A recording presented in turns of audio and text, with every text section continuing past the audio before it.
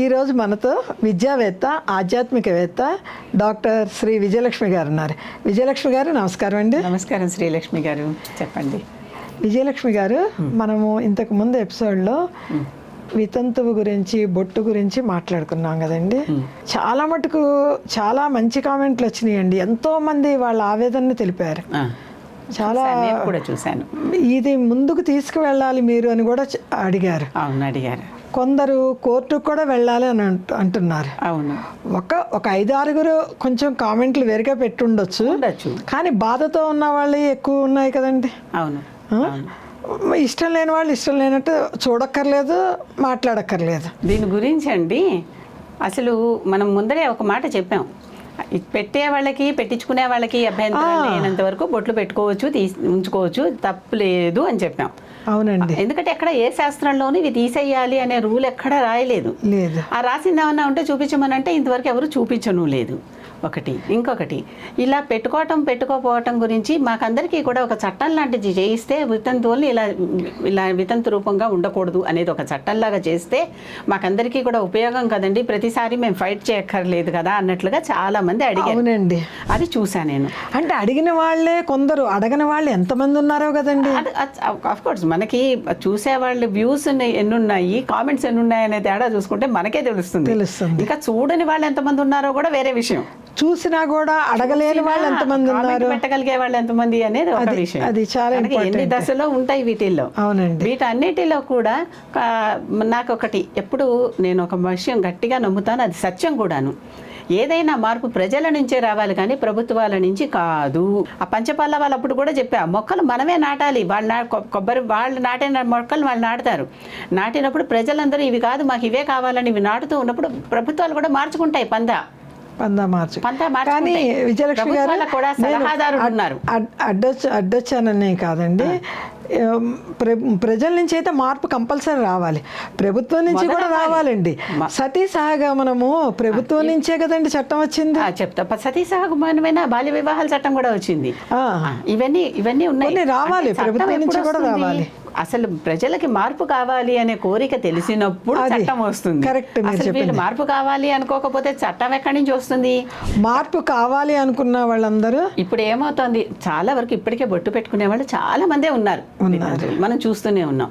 కాకపోతే కుంకుమ బొట్టు పెట్టుకుంటున్నారు, ఇలాంటి స్టిక్కర్లు పెట్టుకుంటున్నారా, స్టిక్కర్లు పెట్టుకున్నా కుంకుమ పెట్టుకుంటున్నారా అనేది. అంటే స్టిక్కర్ పెట్టుకుంటే ఎవరు తప్పు పడతలేదండి, కుంకుమ పెట్టుకుంటే మాత్రం తప్పు పడుతున్నారు. పసుపు కుంకాలు చిన్నప్పటి నుంచే ఇచ్చారు కదండి. అంటే మరి వారి ఆవేదన అదే కదండి, వారి ఆవేదన అదే కదండి. అదే ఇవన్నీ ఆ ఆవేదనలోంచి మనుషుల్లో మార్పు రావాలంటే చట్టంలో కూడా మార్పు రావాల్సిందే. తరాల పాటు ఒక చిన్న ఉదాహరణ చెప్తానండి. చెప్పండి. కంపారిటివ్గా ఒక చిన్న ఉదాహరణ చెప్తా. ఈ ఉదాహరణలో మీరు ఒకటి గమనించండి. మనం చిన్నప్పుడు చదువుకున్న చరిత్ర పాఠాల్లో బాబర్ గురించి, అక్బర్ గురించి, హుమయూన్ గురించి, వీళ్ళందరి గురించి చదువుకున్నాం. నాకు తెలిసిన ఒక అతను, అంటే ఈ ముస్లిం వర్గం అతను, మంచి స్నేహితుడు అతను, అసలు ఇవన్నీ మావే కదండి, మేమే కదా రాజ్యం చేసాం అంటున్నాడు. అంటే చరిత్ర పాఠాల్లో మనం బాబర్ నుంచే చదువుకున్నాం, అంతకు ముందరున్న వాళ్ళ సంగతి చదువుకోలే.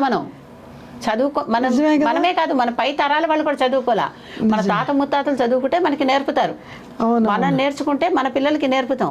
అసలు మన తాత తండ్రులకే ఆ కరికులం లేనప్పుడు వాళ్ళకి ఎక్కడి నుంచి మనం నేర్చుకుంటాం?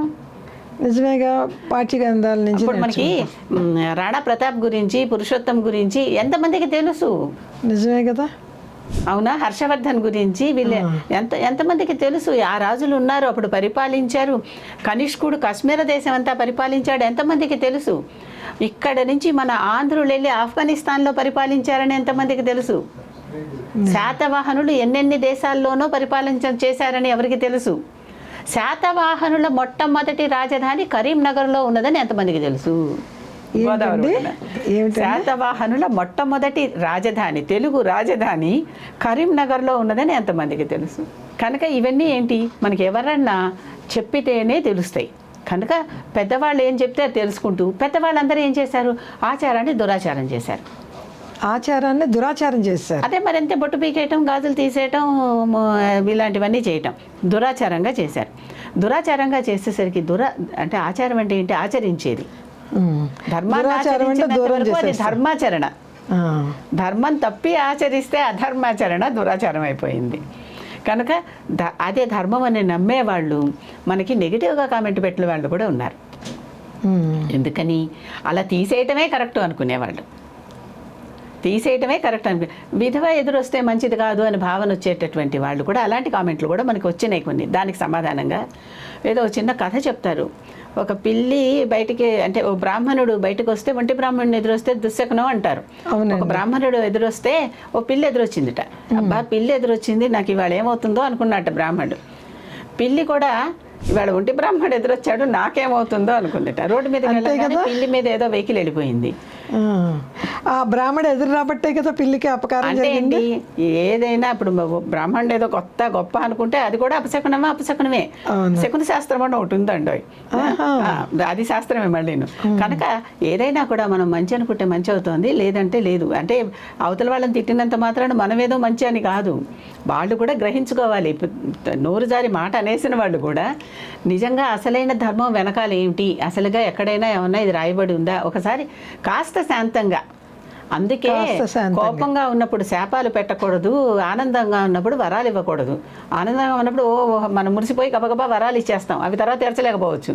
కోపంగా ఉన్నప్పుడు ఎంతో కోపంగా తిట్లు తిట్టేస్తాం, శాపాలు పెట్టేస్తాం, మరి తర్వాత అది విపరీతంగా పరిణమించవచ్చు. ఈ రెండిట్లో కంట్రోల్ ఉండాలి, ఈ కంట్రోల్ తప్పనిసరిగా ఉండాలి. ఇప్పుడు ఈ కంట్రోల్ లేకపోతే ఏమవుతుంది, మాట అనేస్తున్నారు, బాధపడేవాళ్ళు బాధపడుతున్నారు, వాళ్ళు బొట్టు పెట్టించుకోలేని మంది బాధ చూస్తే చాలా బాధ అనిపించిందండి. కనుక కోర్టులు ఏదో వీళ్ళకి సహాయం చేస్తాయి అని అనుకోవటం నేను అనుకోవటం లేదు. ప్రజల్లోనే మార్పు రావాలి. వాళ్ళు పెట్టకపోతే మీరు వెళ్ళి బొట్టు పెట్టుకోండి, నమ్మిన వాళ్ళు బొట్టు కావాలి అని అనుకునే వాళ్ళు వెళ్ళిపోయి ఆ బొట్టు తీసుకుని మీరు పెట్టుకోండి. వాళ్ళు తర్వాత వాళ్ళకి అలవాటు అవుతుంది.